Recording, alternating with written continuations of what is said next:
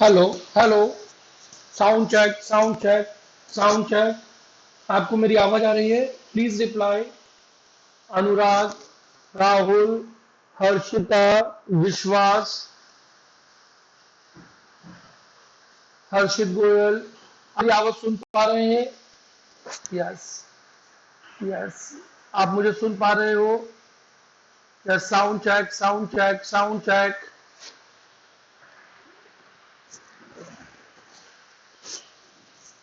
Just wait for 2 minutes, I'm going to start.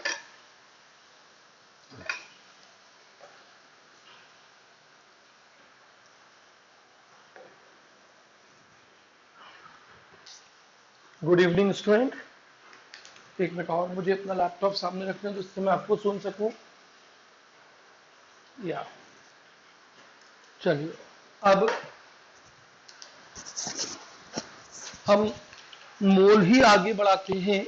आज मैं आपको मोल में एक वो चीज सिखाता हूं जो आपको अनिल कटारा सर ने भी सिखाई होगी, सोल्यूशन।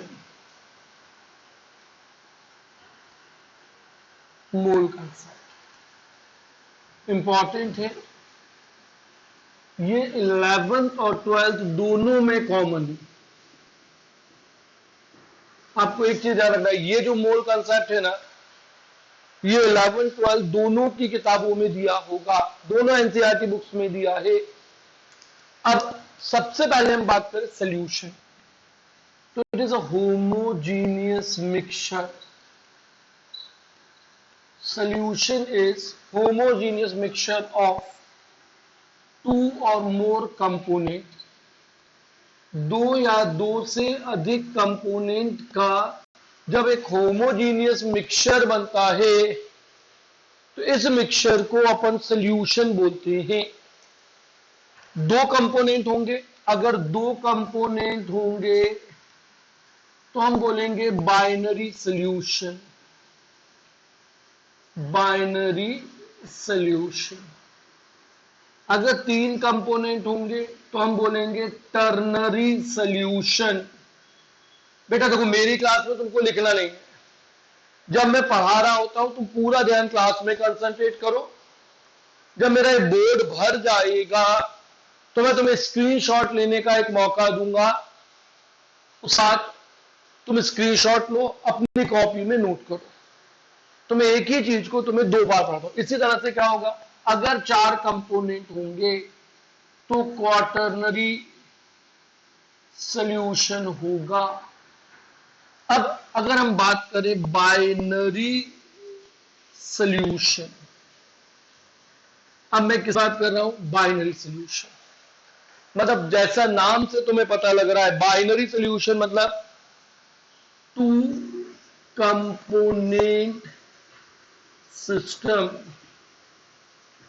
दो कंपोनेंट का एक सिस्टम होगा जिसमें एक होगा सॉल्यूट, दूसरा होगा सॉल्वेंट।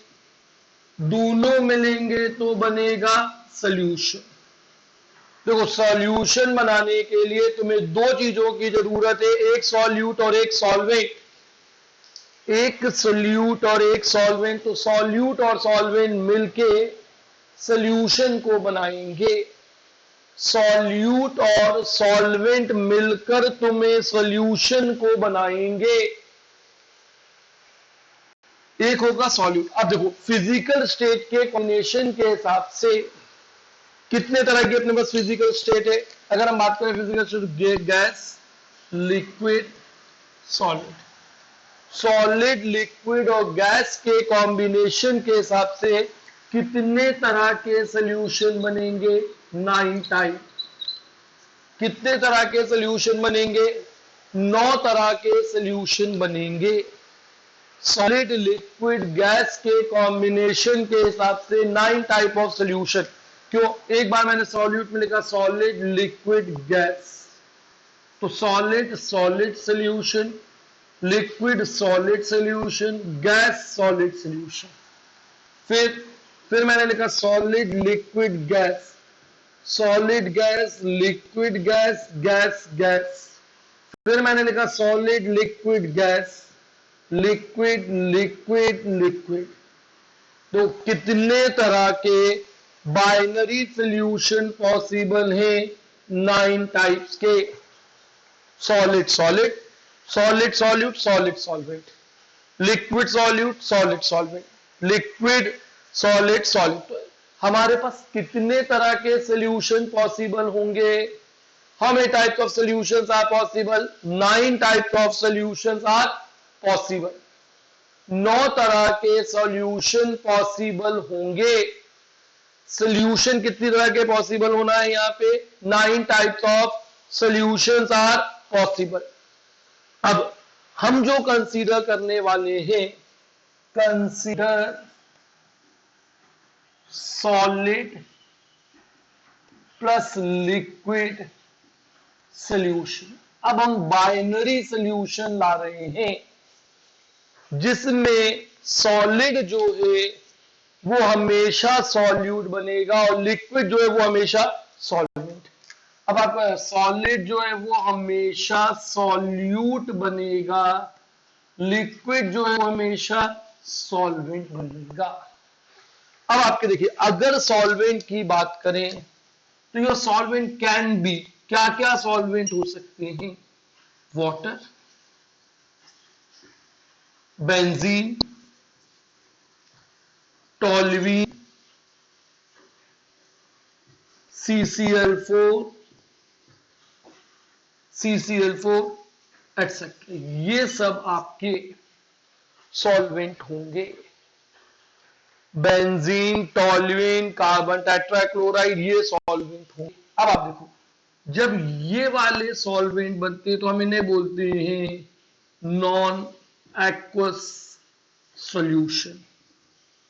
अगर हमारे पास वाटर के अलावा कोई भी है तो हम उसे बोलेंगे नॉन एक्वस सॉल्यूशन, और अगर वाटर है तो हम इसे बोलेंगे एक्वस सॉल्यूशन। तो एक्वस सॉल्यूशन में वाटर किसकी तरह काम करेगा? सॉल्वेंट। ये सब आपके सॉल्वेंट होते हैं। ये सारे कंपोनेंट आपके किसकी तरह काम करते हैं बेटा? सॉल्वेंट की तरह। अगर क्वेश्चन में सिर्फ सॉल्यूशन बोला गया है तो हम मान लेंगे कि वो एक्वस सॉल्यूशन है। अगर एक क्वेश्चन में सिर्फ सॉल्यूशन बोला गया है तो हमें कौन सा सॉल्यूशन मानना होगा? Aqueous solution. अगर वो बोले बेंजीन का सॉल्यूशन, टोल्यूइन का सॉल्यूशन, कार्बन टेट्राक्लोराइड का सॉल्यूशन, अमोनिया का सॉल्यूशन, तो उस केस में डिफाइन करेगा। जब हम वाटर को सॉल्वेंट मानेंगे, जब हम वाटर को सॉल्वेंट मानेंगे तो उस सॉल्यूशन को कौन सा सॉल्यूशन बोलेंगे? हम उस सॉल्यूशन को कौन सा सॉल्यूशन बोलने वाले हैं? Aqueous solution. कौन सा सॉल्यूशन के नाम से इसको जानेंगे? We named it as a aqueous solution. अब इसका स्क्रीनशॉट लो।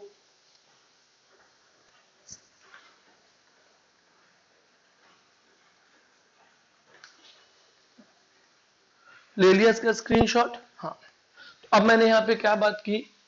सॉल्यूशन एक होमोजीनियस मिक्सचर है। होमोजीनियस मिक्सचर का मतलब वन फेज, उसका एक फेज है, दो चीजें मिलकर एक हो जाती हैं। फेज होता है मैकेनिकली सेपरेबल पार्ट। अब जरा मैंने इसको भी हटा दिया।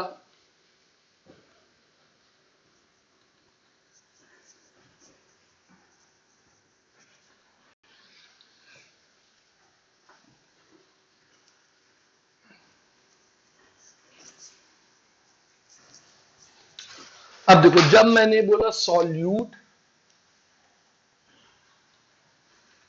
जब मैंने बोला सॉल्वेंट, तो ये मिलके क्या बन गया है?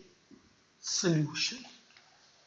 अब कोई भी प्रॉपर्टी जो तुम नापोगे, कोई भी प्रॉपर्टी जो तुम नापोगे तो तुम सॉल्यूट के लिए लिखोगे 1, और जो सॉल्वेंट सॉल्यूशन में प्रेजेंट है उसके लिए तुम नंबर क्या लिखोगे? 2। सॉल्यूट के लिए तुम लिखने वाले हो 1 और सॉल्वेंट के लिए तुम क्या लिखने वाले हो? 2। तो सॉल्यूट होगा 1, सॉल्वेंट होगा, कुछ नहीं लिखोगे, no subscript, means that property is for solution. अब तुमने लिखा W1, तुमने लिखा W2, तो W1 is wait of solute. जो भी वेट तुम सॉल्यूट का नापोगे वो कहलाएगा तुम्हारा W1। जो भी वेट तुम सॉल्यूट के लिए नापोगे उसको तुम क्या लिखने वाले हो, W1। मुझे एक चीज बताओ, क्या तुम्हारे इसमें बफर हो रहा है, स्ट्रीमिंग हो रही है क्या? एक बार मुझे चश्मा लगा के चेक करने देना यार।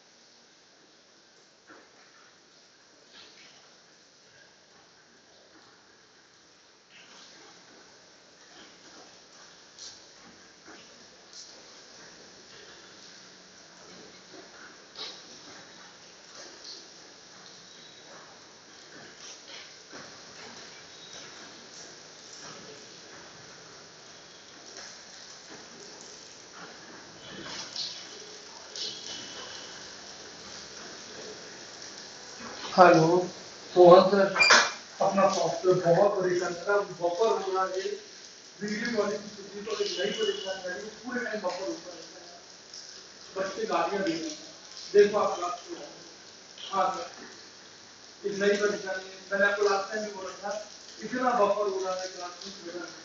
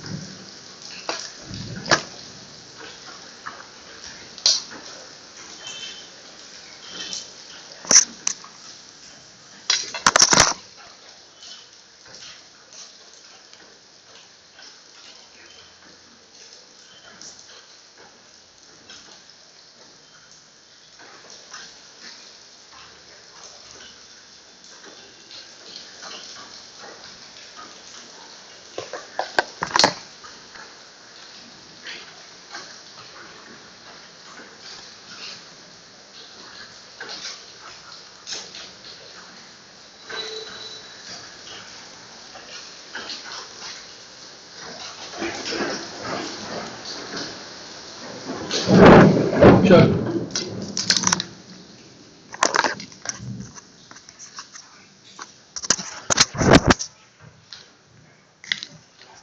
अब देखो, मैंने तुमको क्या बोला, W1 क्या है, वेट ऑफ सॉल्यूट है। W2 क्या है, तो वेट ऑफ सॉल्वेंट। अब देखो, अगर तुमने सिर्फ W लिखा, नीचे कुछ भी नंबर नहीं है, तो तुमको एक चीज समझनी होगी, ये चीज क्या होगी, वेट ऑफ सॉल्यूशन। और वेट ऑफ सॉल्यूशन W होता है W1 plus W2। What is the weight of solution? The weight of solution is weight of solute plus weight of solvent. Solute का वेट और सॉल्यूट, तो W के नीचे देखो कोई नंबर नहीं लिखा है। तो मैं फॉर्मूले बहुत सारे बनने हैं, चैप्टर बहुत आसान है, पर बच्चे को परेशान करता है। तो जब मैंने W लिखा ना, तो उसके नीचे कुछ नहीं है, इसका मतलब वेट ऑफ सोल्यूशन। अब अगर मैंने लिखा M1, M1 is molecular weight और atomic weight of solute, M2 molecular weight of solute. बेटा ध्यान से देखना, व्हाट इज M1 M2? अगर 1 है तो मतलब वो पैरामीटर किसके लिए नाप है, सॉल्यूट के लिए। और अगर 2 है तो वो किसके लिए होगा, सॉल्वेंट के लिए। अब अगर मैंने लिखा है N1, तो तुम जानते हो मोल ऑफ सॉल्यूट। N1 अगर मैंने लिखा तो N1 क्या चीज होगी, N1 क्या चीज होगी, मोल ऑफ सॉल्यूट। और ये तुम जानते हो ये होगा W1 अपॉन M1 या N1 upon N upon Na। अब अगर मैंने लिखा N2, अब अगर मैंने लिखा N2 molecular weight of solvent, molecular weight of solvent. अब अगर मैंने लिखा N2 तो N2 is molecular weight of solvent, this is W2 by M2। अब अगर मैं यहां लिखता हूं D, मुझे तो D के नीचे कुछ नंबर लिखा है क्या, नहीं लिखा है। D के नीचे ना तो 1 है ना D के नीचे 2 है, तो D is density of solution, D is density of solution. याद नहीं करना, तुम पहचानो D मतलब सिंबल इज फॉर डेंसिटी और नीचे 1 और 2 नहीं है तो इसका मतलब सॉल्यूशन। अब डेंसिटी क्या होती है, मुझे बताओ डेंसिटी क्या होती है, W अपॉन V। डेंसिटी क्या होगी, W अपॉन V। अब तुमने जब एक सॉल्यूशन बनाया तो हम यहां पर उसके लिए एक चीज नापेंगे, कंसंट्रेशन। देखो जैसे अपन डेली लाइफ की बात करें तो हम डेली लाइफ में क्या बोलते हैं, मुझे मीठी चाय चाहिए, मुझे फीकी चाय चाहिए। तो जब मैं बोल रहा हूं ना मीठी चाय, इसका मतलब ज्यादा शक्कर, फीकी चाय मतलब कम शक्कर, कड़क चाय का मतलब ज्यादा चाय पत्ती, मतलब चाय पत्ती की कंसंट्रेशन ज्यादा है। मैं बोलूं मुझे ज्यादा दूध की चाय चाहिए, तो मतलब दूध की कंसंट्रेशन बढ़ा दी, तुमने कंपोनेंट बताया और उसकी कंसंट्रेशन को बढ़ा दिया है। तो उसी तरह से केमिस्ट्री में सॉल्यूशन की कंसंट्रेशन को नापने के लिए बहुत सारी टर्म्स आती हैं। देखो सॉल्यूशन में कंसंट्रेशन को नापने के लिए, तो कंसंट्रेशन ऑफ सॉल्यूशन को नापने के लिए अपने पास बहुत सारी टर्म्स होंगी। यहां पर देखो, एक होगा परसेंटेज बाय वेट, एक टर्म होगी परसेंटेज बाय वेट। तो इधर पर एक टर्म मैंने लिखी परसेंटेज बाय वॉल्यूम। अभी एक एक करके सब बताऊंगा क्या है परसेंटेज बाय वॉल्यूम। फिर मैंने यहां पर लिखा मोलारिटी, जिसे इस चैप्टर में एम। अब देखो एम के नीचे कुछ नहीं है, मतलब मोलारिटी ऑफ सॉल्यूशन।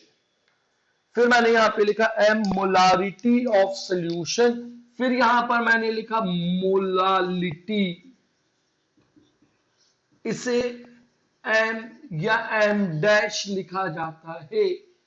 तुम्हारी किताब में छोटा एम सॉल्यूशन के लिए मोलालिटी होगा, मैं इसे एम डैश लिखूंगा। फिर यहां पर मैं लिखा फॉर्मेलिटी, फॉर्मेलिटी कैपिटल एफ। फिर मैंने यहां पे लिखा नॉर्मेलिटी, फिर मैंने यहां पे लिखा नॉर्मेलिटी। यहां पर मैं एक टर्म लेके आया, यहां पर मैं एक टर्म लेके आया मोल फ्रैक्शन, मोल फ्रैक्शन। देखो मैंने दो तरफ चीजों को लिखा, इधर पे मैंने लिख दिया ए, इधर पे मैंने लिख दिया चीजों को बी। तो सॉल्यूशन की कंसंट्रेशन को नापने के लिए तुम अभी 7 तरह की टर्म्स को यूज करते हो, percentage by weight, molality, mole fraction, percentage by volume, molarity, formality, normality. तो नॉर्मेलिटी का सिंबल क्या होता है, एन। नॉर्मेलिटी का सिंबल होता है एन। इसके बाद और भी टर्म्स यहां पर आएंगी, इसके बाद और भी टर्म्स यहां पर आएंगी। यहां पर एक टर्म आएगी strength of solution, S. Strength of solution S, यहां टर्म आएगी PPT, ppm, PPB, PPB, PP parts पर ट्रिलियन एक्सेट्रा। तो जब तुम सॉल्यूशन की कंसंट्रेशन को नापते हो तो तुम्हारे पास टोटल कितनी तरह की टर्म्स देखने के लिए मिलती हैं? 5, और ये कितने हो गए? 6, 11। फिर इसके बाद कुछ स्पेशल टर्म्स होंगी, जैसे H2O2 के लिए volume strength, bleaching powder available chlorine, bleaching powder जब पढ़ोगे तो उसमें percentage of available chlorine, oleum में सल्फर ट्रॉक्साइड, ये टर्मिनोलॉजी तुम्हारे पास होगी। अब जब मैं यहां पे टर्म की बात करता हूं तो मैं ये बोल रहा हूं कि बी कैटेगरी में जिसमें भी वॉल्यूम आएगी, जिसमें भी volume, A does not depend on temperature, जो ए के अंदर टर्म लिखी है वो टेम्परेचर पे डिपेंड नहीं करती है, जो ए के अंदर टर्म लिखी है ना वो टेम्परेचर पे डिपेंड नहीं करेगी। मतलब percentage by weight, molality, fraction, this, पर volume of liquid is function of temperature. कोई भी लिक्विड होता है तो उसकी वॉल्यूम किस चीज पे डिपेंड करती है? टेम्परेचर। टेम्परेचर बढ़ाने पे एक्सपेंशन होता है, वॉल्यूम बढ़ती है। तो बी कैटेगरी में तुमने जो जो लिखा है, डिपेंड्स ऑन टेम्परेचर, पर हम ये नहीं बता पाएंगे कि इतना टेम्परेचर बदलेंगे तुम्हारी मोलालिटी, फॉर्मेलिटी, नॉर्मेलिटी, स्ट्रेंथ कितनी बदल जाएगी। हाँ, पर ये सारी टर्म्स किस चीज पे डिपेंड करती हैं? ये सारी डेफिनेशन टेम्परेचर पे। देखो, अगर मैं सिर्फ डेफिनेशन पढ़ाता हूं तो 10 मिनट की क्लास, हमारा को डेफिनेशन याद नहीं करनी है, एक ही चीज है उसे कई तरह से लिखना है। अगर मैं इस क्लास में ऐसा बोलता हूं कि मेरी हाइट 5 फीट 7 इंच है, या 5 फीट 6, मेरी एग्जैक्ट हाइट है 5 फीट 6 इंच, तुम समझ लो मैंने लोगों को क्या बोला, मेरी हाइट है 5 फीट 6 इंच, इसका मतलब मेरी हाइट होगी 66 इंचेस। इसका मतलब मेरी हाइट कितनी होगी? 66 इंचेस। इसका मतलब मेरी हाइट कितनी होगी? 66 इंटू 2.54 सेंटीमीटर। इसका मतलब मेरी हाइट होगी 66 इंटू 2.54 इंटू 10 मिलीमीटर। अब देखो, चीज एक ही है, इंसान एक ही है, हाइट एक ही है, सब कुछ सेम है, पर वैल्यू अलग अलग है क्योंकि यूनिट्स अलग अलग है। पहले मैंने हाइट लिखी फीट और इंच, फिर मैंने हाइट लिखी इंच में, फिर मैंने हाइट लिखी सेंटीमीटर में, फिर मैंने हाइट लिखी मिलीमीटर में, फिर मैं अपनी हाइट को लिखूं फीट में, फिर मैं अपनी हाइट को लिखूं फरलॉन्ग में।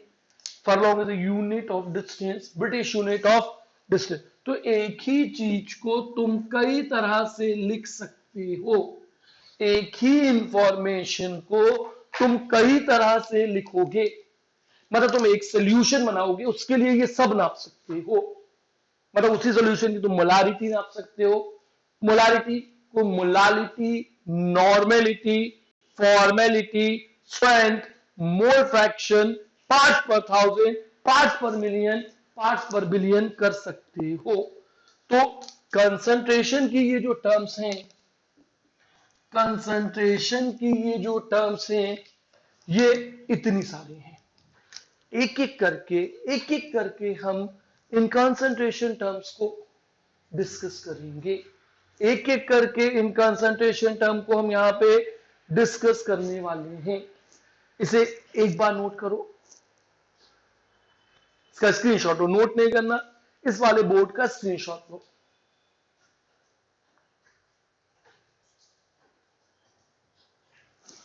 इसे हटाता हूं। अब सबसे पहले मैं तुमको पढ़ाता हूं मोलारिटी। तुमने एक टर्म सीख ली, आज पूरी मैं तुम्हें पढ़ाऊंगा मोलारिटी, तो फॉर्मेलिटी कवर हो जाएगी, उससे दूसरे सारे डेफिनेशंस को पढ़ ले आएंगे। एक डेफिनेशन पे अपन काम करते हैं और उससे बनने वाले न्यूमेरिकल्स को निकालते हैं। अब देखो मोलारिटी का फॉर्मूला क्या है। अब जब जब हम केमिस्ट्री में सोल्यूशन पढ़ेंगे हमें मोलारिटी, नॉर्मेलिटी, मोलारिटी जैसी टर्म्स बार बार आएंगी। अब मैंने तुम्हारे लिए एक टर्म लिखी, मोलारिटी ऑफ सॉल्यूशन। इसे तुम दिखाते हो एम। डेफिनेशन लिखो, तुम्हें डेफिनेशन याद नहीं करनी है, तुम्हें फॉर्मूला बनाना है, फॉर्मूले से तुम्हें न्यूमेरिकल सॉल्व करना है। अगर कोई बच्चा मुझको ये बोलता है कि उसको फिजिकल केमिस्ट्री नहीं आती, मतलब उसे मोल कंसेप्ट नहीं आता है। अगर एक बच्चा बोलता है उसको केमिस्ट्री से डर लगता है, इसका मतलब उसको मोल कंसेप्ट नहीं आता है। अगर एक बच्चा ये बोलता है कि वो केमिस्ट्री नहीं पढ़ना चाहता है, मतलब उसको इससे डर लग रहा है। तो अपन यहां थोड़ा सा वर्कआउट करते हैं। Molarity of solution is number of moles of solute, number of moles of solute present per liter volume of solution। यहां पर तुमको दो चीज ध्यान रखनी है, एक है सॉल्यूट के मोल, एक है सोल्यूशन के मोल्स। मैंने तुमको क्या बोला, जैसे मैं अपनी हाइट को फिट या इंच दोनों के कॉम्बिनेशन में, या सिर्फ इंच में, या सिर्फ सेंटीमीटर में, या सिर्फ मिलीमीटर में बता सकता हूं, तो वैसे ही molarity is number of moles of solute present per litre volume of solution. तो अब मैं मोलारिटी को क्या लिखूंगा, मैं लिखूंगा molarity is number of moles of solute. तो अभी मैं तुमको number of moles of solute के लिए क्या बोला भाई, N1। जब तुमने 1 लिखा है ना, जब तुमने 1 लिखा है मतलब वो सॉल्यूट के लिए, यहां पे देखो कुछ भी नहीं लिखा, 1 2 नहीं है, तो ये सोल्यूशन की टर्म। ये किस चीज की टर्म है, सोल्यूशन की। अब volume of solution in litre, तुम्हें सोल्यूशन की वॉल्यूम को लीटर में नापना है। तुम्हें वॉल्यूम को किस में लेना है बेटा, इन लीटर। अब देखो नंबर ऑफ मोल्स का फॉर्मूला क्या होगा, molarity into volume. Number of moles का फॉर्मूला क्या हो गया, मोलारिटी इनटू वॉल्यूम। अब तुम यहां पे जानते हो 1 litre, 1 litre is equal to 1000 ml, या 1 litre is equal to 1000 centimetre cube. तो जब तुम वॉल्यूम को, तुमको एक चीज की प्रैक्टिस करनी है, क्योंकि लीटर बहुत बड़ी वॉल्यूम होती है, लीटर बहुत बड़ी वॉल्यूम हुई है, इसलिए तुम्हें हमेशा वॉल्यूम सेंटीमीटर में लेके आओ। अब देखो जब तुमने ये कन्वर्जन किया तो तुम्हें मिल गया molarity is N1 upon volume in ml multiplied by 1000. Molarity is number of moles of solute volume in ml multiplied by 1000. तो अब देखो जब मैं वॉल्यूम को लीटर से ml में कन्वर्ट कर रहा हूं तो मैं किस चीज से मल्टीप्लाई कर रहा हूं, 1000 से। जब मैं वॉल्यूम को, अब देखो तुम्हारे पास ये जो फॉर्मूला था ये भी वही फॉर्मूला है। अब तुम N1 को, you can write N1 is equal to W1 upon M1।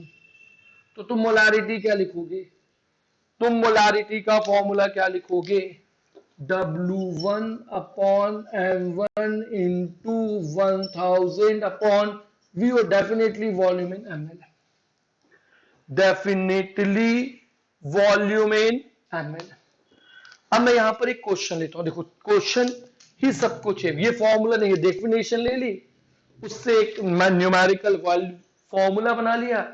M is number of moles of solute present per liter volume of solution. Molarity is number of moles of solute present per liter volume of solution. Number of moles of solute present. तुम्हें एक चीज ध्यान रखनी है, कि हमेशा तुम volume को या तो लीटर में लिखोगे ml, तो लीटर के बदले हम एक कन्वर्जन कर ले, ml में 1 ml 1 सेंटीमीटर क्यूब है। अब देखो अगर मैंने तुम्हें क्वेश्चन दिया, एक क्वेश्चन यहां पे देखो क्वेश्चन लिख रहा हूं, 0.1 mole of urea present in 250 ml of solution. Basic question, find its molarity. बेटा यहां पे देखो फर्स्ट क्वेश्चन सारे बच्चों से बनेगा, जितने भी बच्चे इस क्लास में बैठे हैं उन सबसे एक क्वेश्चन बनेगा। 0.1 मोल ऑफ यूरिया, देखो जब भी हमको एक चीज याद रखना है, ये वॉल्यूम किसकी है, सोल्यूशन, और 0.1 मोल किसके दिए हैं, सॉल्यूट के। तो जब तुम सॉल्व करोगे तो तुम लिखोगे m n1 upon v into 1000। Molarity is number of moles of solute upon volume of solution multiplied by 1000। अब तुमने कितने मोल्स ले लिए, 0.1, 1000। देखो वॉल्यूम का यूनिट क्या है, ml। What is the unit of volume, ml। तो तुम यहां वॉल्यूम को 250 रख दो। अब जब तुमने इसे कैंसिल किया तो ये आ गया 4, that will be, so hence we have 0.4 m और 0.4 मोलार यूरिया सोल्यूशन। अब देखिए आंसर में 0.4 बड़ा है, तुम पहली बार पढ़ रहे हो या दूसरी बार पढ़ रहे हो, तुम्हें एक चीज ध्यान रखनी है, अगर तुमने किसी के पीछे बड़ा m लिखा है मतलब वो सोल्यूशन की कंसंट्रेशन है और उस कंसंट्रेशन का नाम है मोलारिटी। वो सॉल्यूशन की कंसंट्रेशन है और उस कंसंट्रेशन का नाम है मोलारिटी। अब तुम यहां ध्यान रखना, अगर तुमने कहीं पे लिखा 1 मोलार सोल्यूशन, अब यहां पे तुम क्या, आप देखो एक और चीज बढ़ा सकते हो, तुम्हें वॉल्यूम कितनी दी है, तो 0.4 मोलार 250 ml, ऐसा भी लिख सकते हो, 250 ml यूरिया सोल्यूशन। किसका सोल्यूशन है, यूरिया सोल्यूशन। ये इसका डिस्क्रिप्शन बना। जब तुम इतने मोल 250 ml डालोगे तो इतने ml तुम्हारा सोल्यूशन बन जाएगा। तो मैं आपको, what is molarity, what is the molarity of solution, what is the molarity of solution, number of moles of solute present per liter volume of solution at given temperature। तुम्हें एक और चीज ध्यान रखनी है, इस डेफिनेशन में इसका हमको कोई लेना देना है, एट गिवन टेम्परेचर। अब ये मोलारिटी टेम्परेचर बदलने से बदल जाएगी, कितनी बदलेगी उसका कोई फॉर्मूला नहीं है, ना हमें कैलकुलेट करना है, टेम्परेचर वाली टर्म का यहाँ पे ये जो टर्म लिखी है इसका कोई रोल हमारे सिलेबस में नहीं है। हाँ बस हमें इतना ध्यान रखना है कि मोलारिटी किस चीज पे डिपेंड करती है, molarity depends on temperature. Please इसका स्क्रीनशॉट तो लो।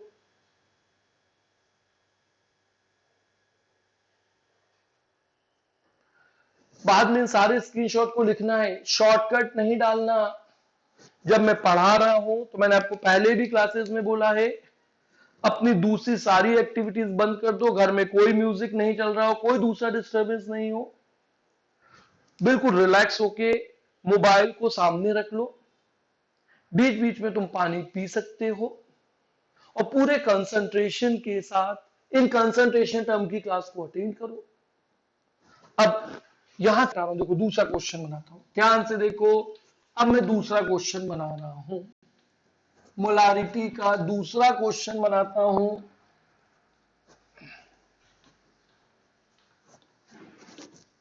अब मैं क्वेश्चन 2 लिखूं। देखो ऐसे क्वेश्चन कम बनते हैं पर मैं बना देता हूं।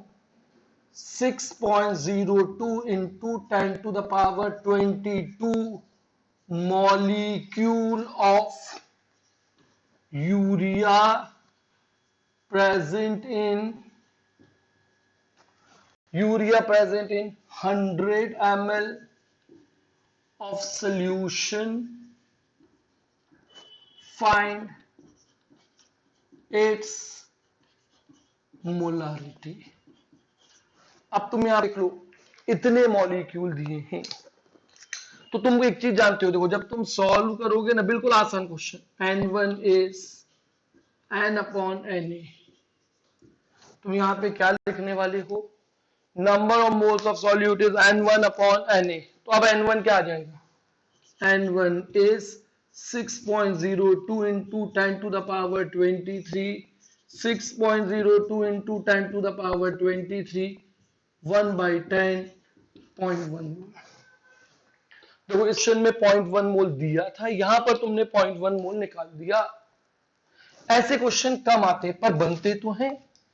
अब तुम्हारा मोलारिटी का फॉर्मूला क्या है, मोलारिटी होती है N1 अपॉन V इन 2000, तो मोलारिटी हो गई 0.1 अपॉन 1000, वॉल्यूम ऑफ सोल्यूशन 100, इससे कैंसिल किया तो ये बन गया 10, that will B 1 molar solution, that will be 1 molar solution, 1 m solution। क्या लिखोगे तुम, 1 m 100 ml urea solution, 1 m 100 ml urea solution, 1 m 100 ml urea solution। कितना सोल्यूशन है यूरिया का, 1 m 0.1 1 मोलार।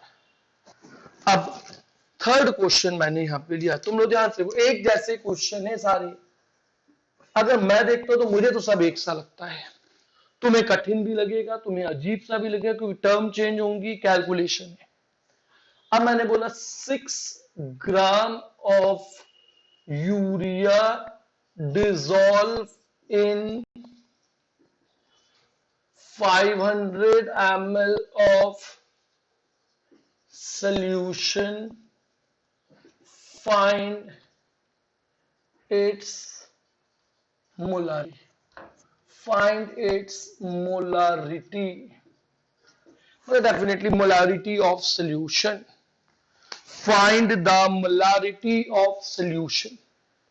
जब तुम यहां सॉल्व करोगे तो एक चीज देखो, यूरिया, अब तुम्हें यूरिया का मॉलिक्यूलर वेट लगेगा, यूरिया होता है NH2CO NH2, तो मॉलिक्यूलर वेट ऑफ यूरिया आता है 60, सारे कंपोनेंट के एटॉमिक वेट का सम कर दोगे तो तुम्हें यूरिया का मॉलिक्यूलर वेट मिलेगा 60।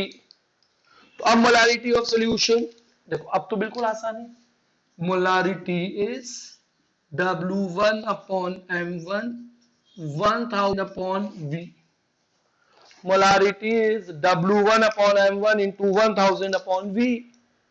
अब W1 कितना दिया है यूरिया 6, वॉल्यूम कितनी दी है 500।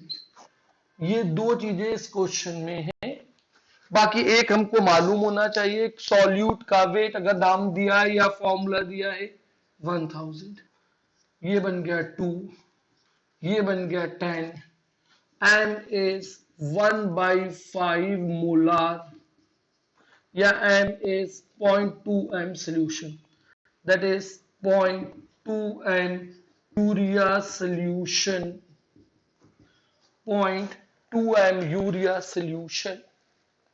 क्या बन गया ये 0.2 m urea solution, that will be 0.2 m urea solution।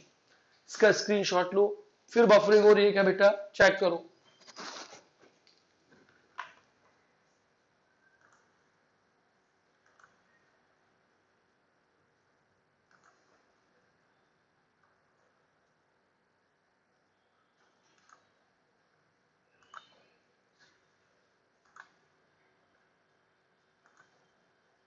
चलो हो गया ये, तो अपने कितने क्वेश्चन हो गए, 3, तुमने इसका स्क्रीनशॉट ले लिया, फॉर्मूला एक ही है, उसी पर क्वेश्चन बनने हैं। अब मैंने यहां पर लिया है अगला क्वेश्चन, ध्यान से देखना, ध्यान से क्वेश्चंस को देखेंगे और सॉल्व करेंगे। तुमको आज मैं एक शीट भी दूंगा सॉल्व करने के लिए क्वेश्चन नंबर्स के साथ। अब अगर मैं लाता हूं question number 4, urea solution is 10% by volume of solution,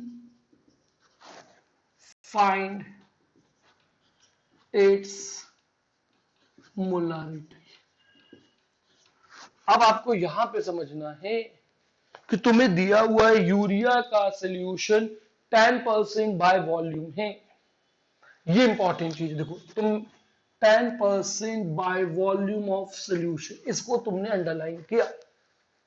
सबसे पहले तुम इस लाइन का मतलब लिख लो, 10% बाय वॉल्यूम ऑफ सोल्यूशन का मतलब है, तुम तो डेफिनेशन जानते हो, what is the meaning of 10%? 10 is present in 100 by volume, तो 10 ग्राम is present in 100 ml। 10 gram is present, इसका मतलब हुआ 10 ग्राम of urea present in 100 ml of solution।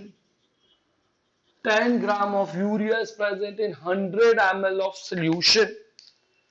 10 gram 100 ml में प्रेजेंट है। तुम्हें याद देखना 10 ग्राम 100, इसका मतलब ये हुआ कोई भी परसेंट हो, 1% हो, 2% हो, 50%। अब ये चीज क्या कहलाएगी? देखो इसको तुम बोलोगे W1, ये कहलाएगा V। तो तुम्हें तो मोलारिटी निकालना आसान हो गया, W1 upon M1 into 1000 upon V। So you write here 10 into 100। देखो तुमने यहां लिखा 10, यहां लिख दिया 100। अब यूरिया का भी तुमको मैंने मॉलिक्यूलर वेट बताया, तुम्हें 11th में वो बिल्कुल शुरुआत, तो ये लिखा 60 और ये तो 1000 ही रहेगा। देखो ये 3 0 cancel, that is 10 by 6, 5 by 3 molar, 1.66 m solution। So what is the molarity of solution? 1.66। molarity of solution is 1.66। अब मैं अगला क्वेश्चन ला रहा हूं, जरा ध्यान से देखिएगा। क्वेश्चन को जोड़ते चल रहे हैं। यूरिया सोल्यूशन इज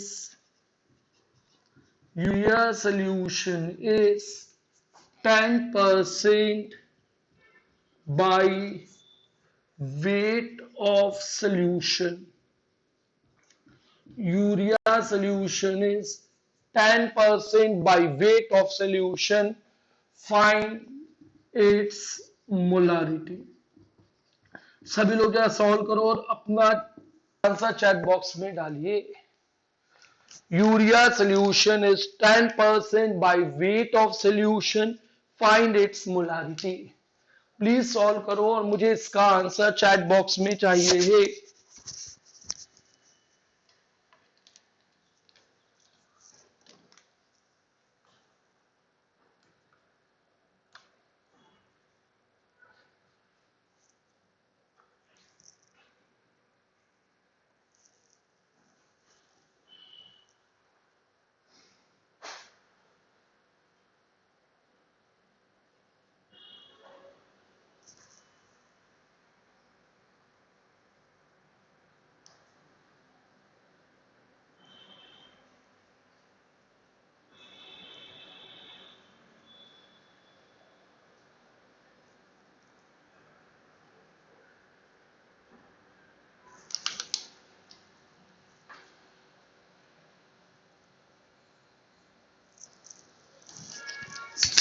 बताओ कितना आएगा आंसर?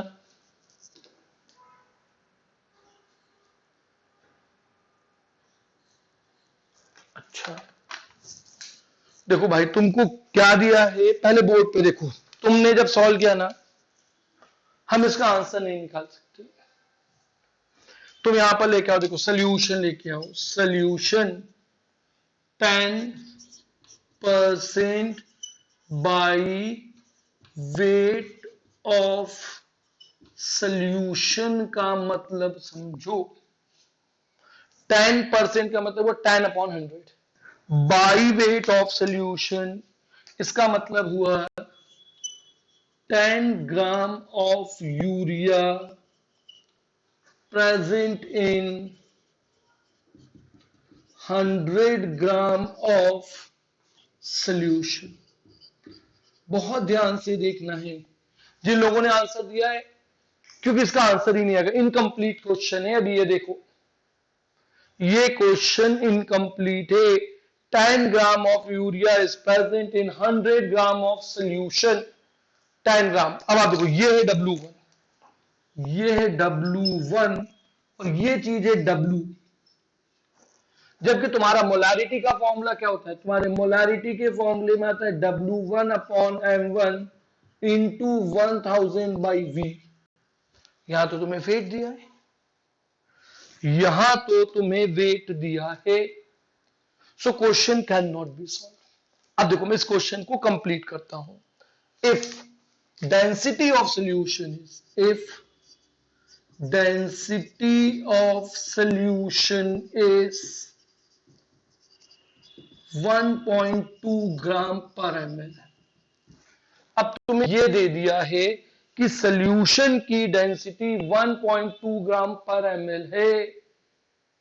तुम यहां सॉल्व कर पाओगे, तुम यहां लिखोगे डेंसिटी D W/V, तो तुम मोलारिटी का फॉर्मूला लिखोगे W1/M1 1000।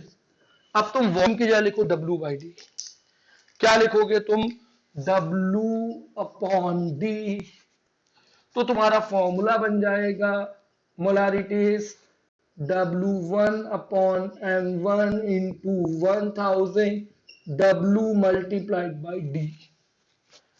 अब तुमको समझना, जब भी तुम्हें परसेंटेज बाय वेट दिया हो, परसेंटेज बाय वॉल्यूम तुम्हें क्वेश्चन में चेक करना है। तुम्हें जब भी परसेंटेज बाय वेट दिया है तो तुम्हें फॉर्मूले में डेंसिटी का उपयोग करना होगा। तुम्हें इस क्वेश्चन में फॉर्मूले में डेंसिटी का उपयोग करना होगा। मैं तुमको ए और बी दो तरफ डिवाइड किया था, ये था बी पार्ट में, ये था ए पार्ट में। Percentage by wait does not, तो चीज एक ही है। पहले तुम परसेंटेज बाय वॉल्यूम दे सकता है, परसेंटेज बाय वेट दे सकता है। तो जब तुम इस क्वेश्चन को सॉल्व करोगे तो अब मोलारिटी देखो, 10, 60, 1000, 100, 1.2।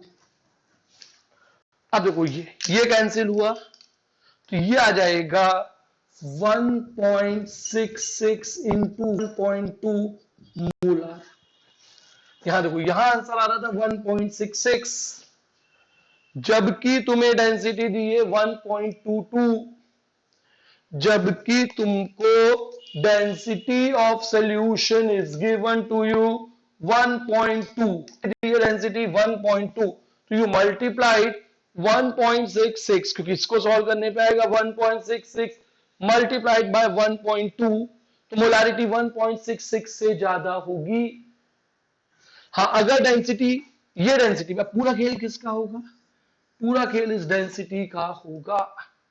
तो देखो, तुम फोर्थ और फिफ्थ क्वेश्चन को देखो।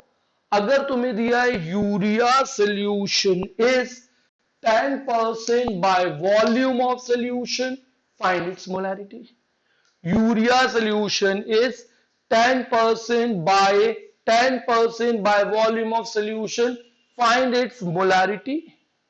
तो 10% बाय वॉल्यूम का मतलब वो 10 gram of urea in 100 ml of solution.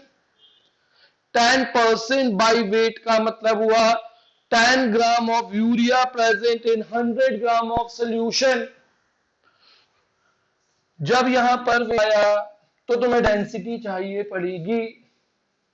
Wait को वॉल्यूम में बदलने के लिए तुम्हें relation D is equal to W/V use करना पड़ेगा। Use D is equal to W/V। तो इस फॉर्मूले में तुमने डेंसिटी की टर्म को रख दिया, इस फॉर्मूले में तुमने डेंसिटी की टर्म को रख दिया और फिर तुमने अब कैलकुलेशन को कर लिया। तो तुम समझो, अगर तुम्हें 10% बाय वॉल्यूम है तो आंसर था 1.66, 10% बाय वेट है तो आंसर आएगा 1.66 D. D is the density of solution, D is the density of solution. Please इसका स्क्रीनशॉट लो।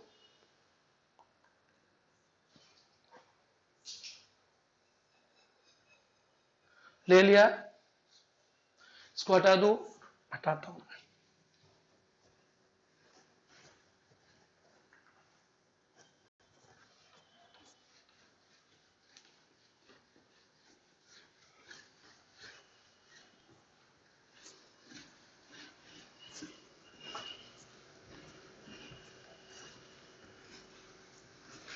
अब अगर मैं तुमसे ऐसा पूछूं, देखो, हाउ मच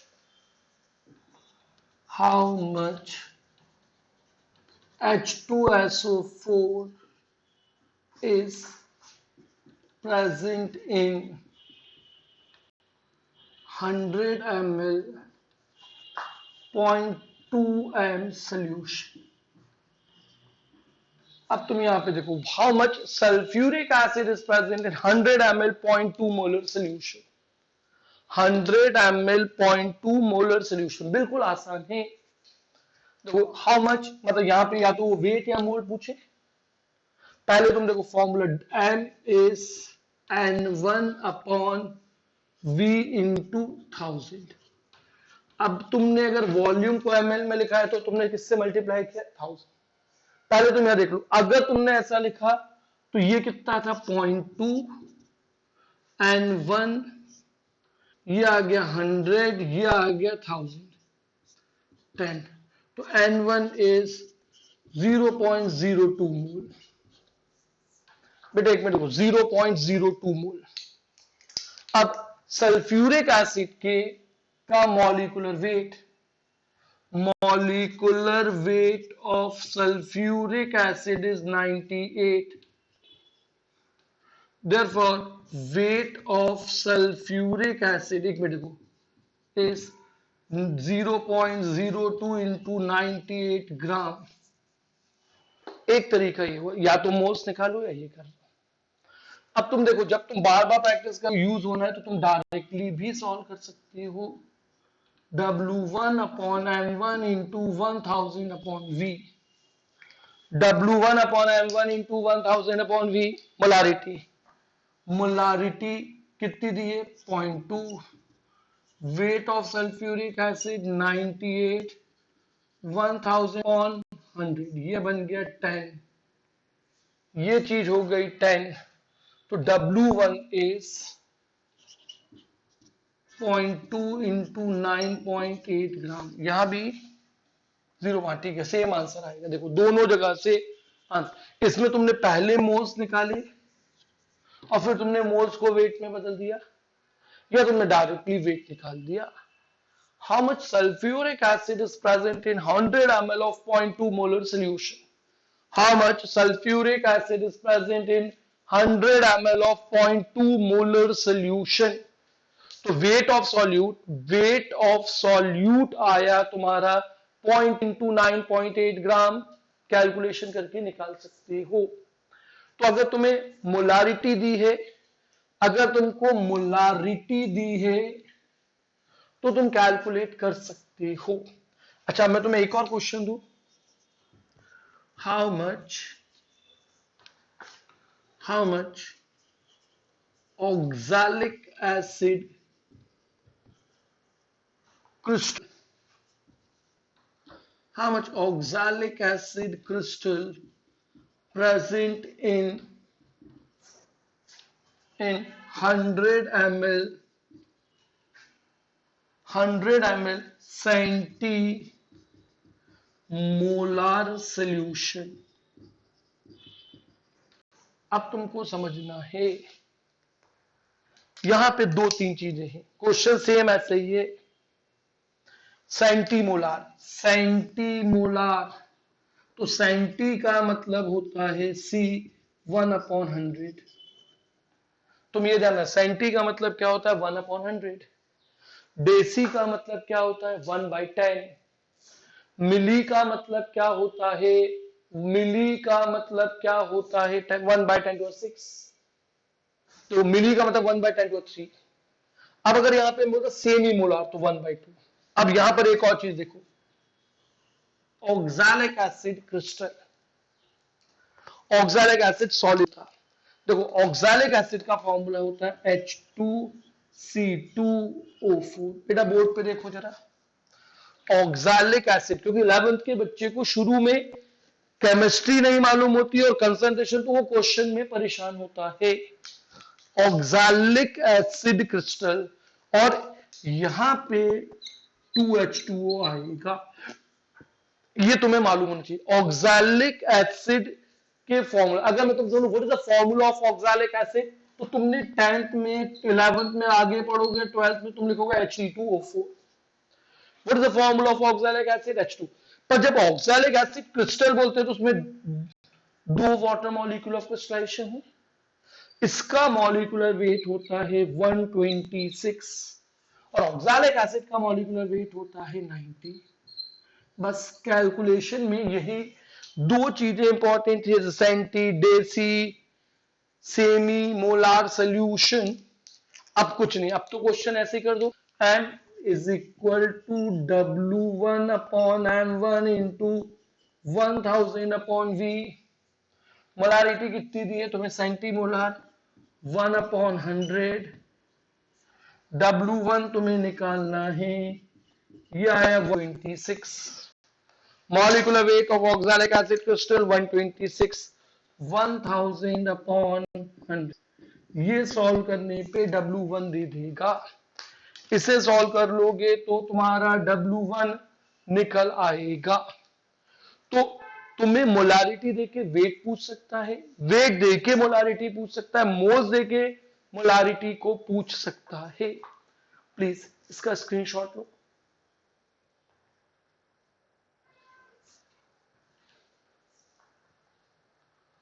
इसको हटा दो। चलो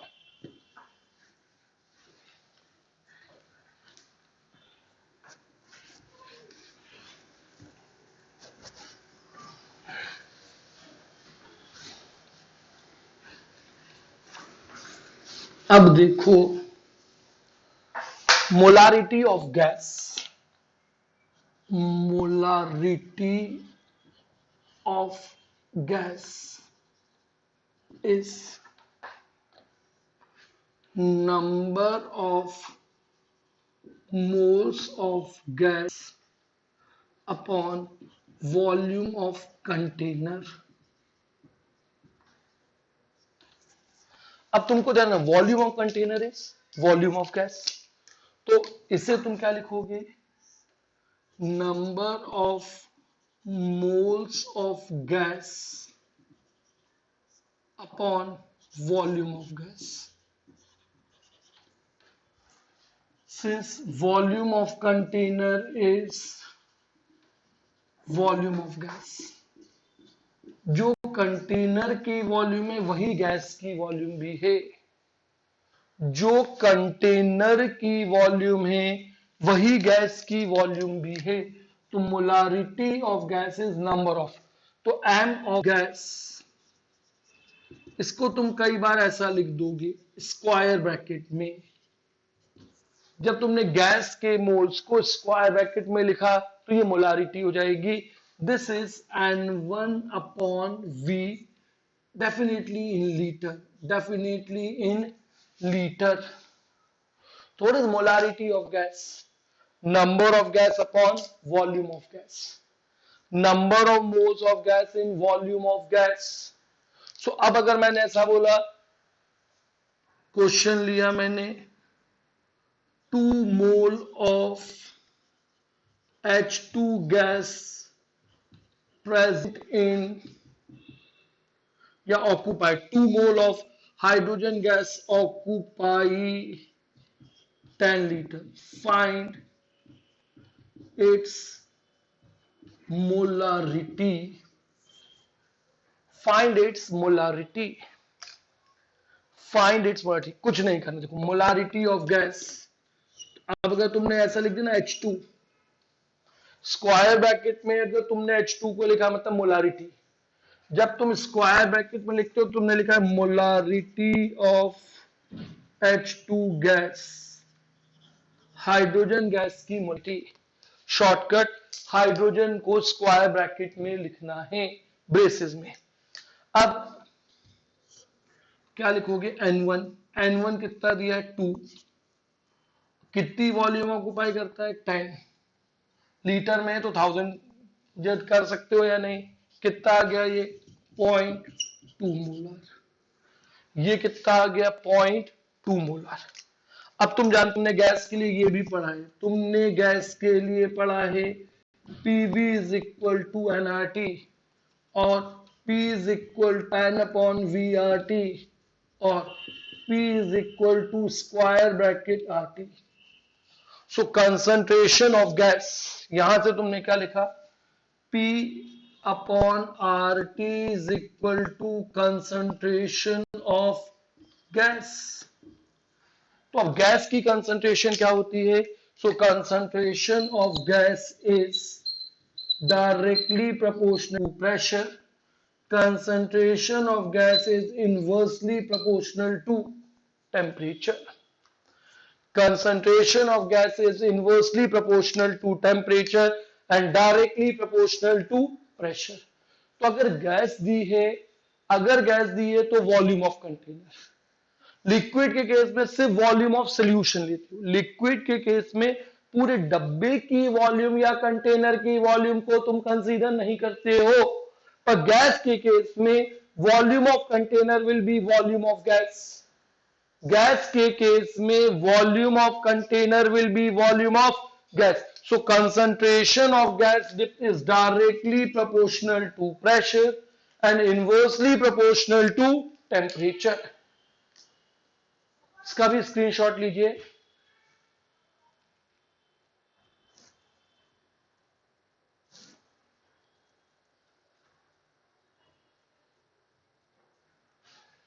अब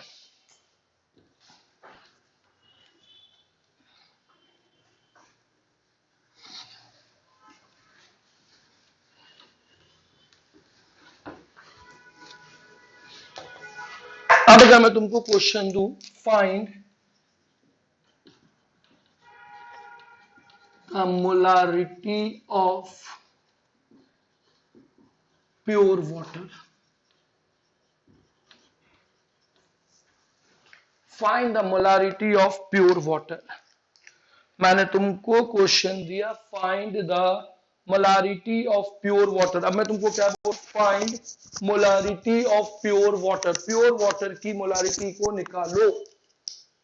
तो इस क्वेश्चन में सॉल्व करते वक्त तुम्हें मोलारिटी का फॉर्मूला होता है W1 upon M1 into 1000 by V। अब वाटर खुद के लिए ही सॉल्यूट और सॉल्वेंट बन रहा है, यहां तुम्हें एक चीज एज्यूम करनी होगी, assume density of water is 1 ग्राम पर ml।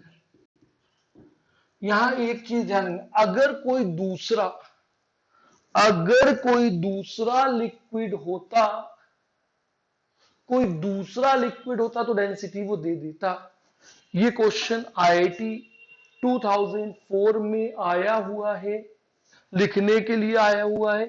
फाइंड, और इतना ही दिया था जब IIT सब्जेक्टिव होता था, find the molarity of pure water.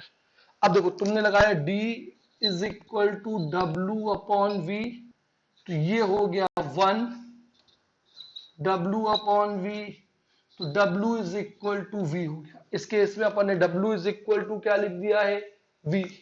इसका मतलब अगर डेंसिटी 1 है तो इसका मतलब that is 1 ml of water veg 1 ग्राम। अगर डेंसिटी 1 है तो 1 ml का वजन 1 ग्राम होगा, या 1 ग्राम की वॉल्यूम 1 ml होगी। अब कुछ नहीं करना, यहां पर रख दो फॉर्मूला 1, वाटर को ही अपन ने सॉल्वेंट मानते हुए सॉल्व, तो ये आ जाएगा 55.55 molar. So what is the molarity of pure water? What is the molarity of pure? जबकि वाटर की डेंसिटी हमेशा 1 नहीं होती है। वाटर की ये जो डेंसिटी 1 है ये 4 डिग्री पर होती है। Density of water depends on temperature. Density of water depends on temperature. Maximum density of water is, ये फैक्ट है, is at 4 degrees centigrade and it is 1 gram per ml. मतलब अगर हम 4 डिग्री से टेम्परेचर बढ़ाएंगे तो डेंसिटी कम होगी, 4 degree से कम करेंगे तो फिर डेंसिटी कम होगी। सो डेंसिटी ऑफ वाटर इज 1 ग्राम पर ml, ये 4। तो हम यहां पे मान रहे हैं, हमने इस क्वेश्चन में एज्यूम किया है डेंसिटी ऑफ वाटर इज 1। मैंने इस न्यूमेरिकल में एज्यूम किया है कि वाटर की डेंसिटी 1 है।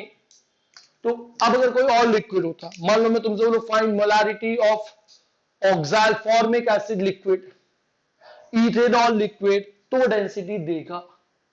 वाटर के केस में डेंसिटी नहीं दी है। तो what is the density of pure water? What is molarity of pure water? Molarity of pure water is 55.55। वैसे मोलारिटी सोल्यूशन के लिए भी निकालते हैं, पर हम प्योर सॉल्वेंट की मोलारिटी भी निकाल सकते हैं। So molarity of pure water is 55.55 molar. Molarity of pure water is 55.55 molar. इसका भी तुम स्क्रीनशॉट लो। क्या टाइम हो रहा है? 7। एक, अब देखो इसके जस्ट बाद आज तुम्हारी मैथ्स की क्लास है। अब मैं तुम्हारी वीक में chemistry by Shailendra Rawat 3 days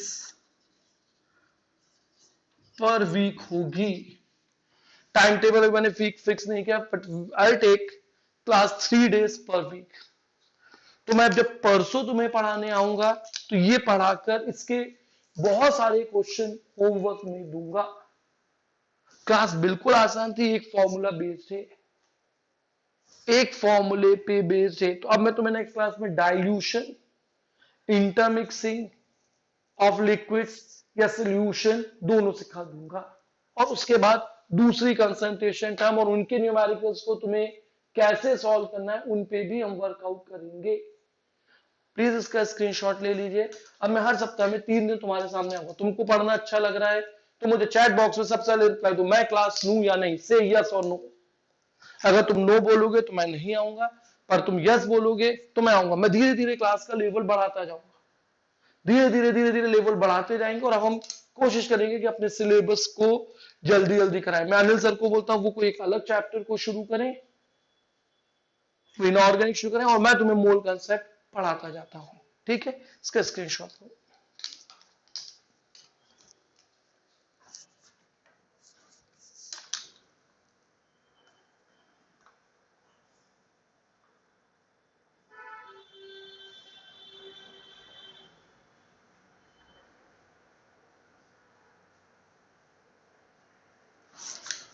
चलिए डन। आप में से बहुत सारे लोगों ने यस बोला है, किसी ने डर के मारे नो नहीं बोला।